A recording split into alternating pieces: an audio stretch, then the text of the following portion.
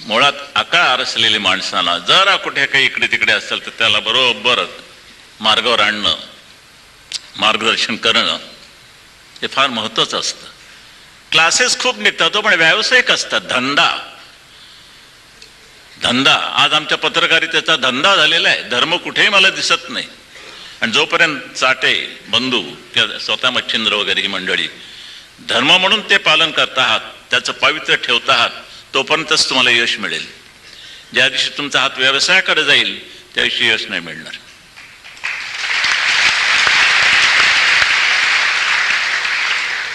आज येताना एका कुठच्या तरी लंगोटी पत्रात काहीतरी आले लिहून यांच्याबद्दल. विचार केला काय करावं, जावं का न जावं, पण म्हटलं गेलंच पाहिजे. कारण असे ना यश मिळायला लागलं की काळी मांजरं खूप आडवी जातात.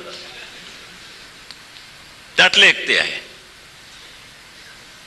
म्हणजे यांच्याशी काय वाटेल ते संबंध लावतील. त्याने असं केलं, त्याने तसं केलं, तसं केलं.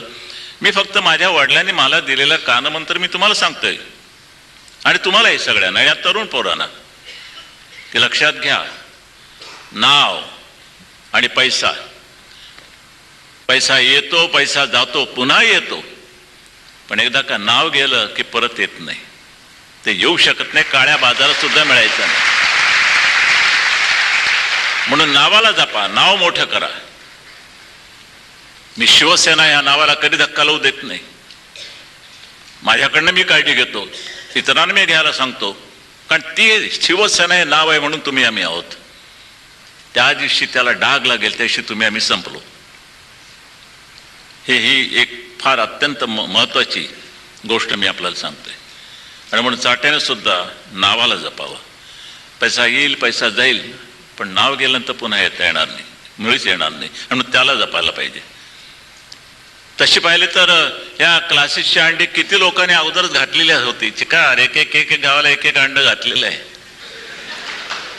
बरं, पण निघालं काहीच नाही. बरं, समाधान यांना मात्र चिकार अंडी झाली, जमलो वा. पण एका कर्तृत्व दृष्टीनं या क्षेत्रामध्ये, म्हणजे त्याने खरोखर या क्षेत्रामध्ये क्रांती केलेली आहे. हे तुम्हाला मानावं लागेल.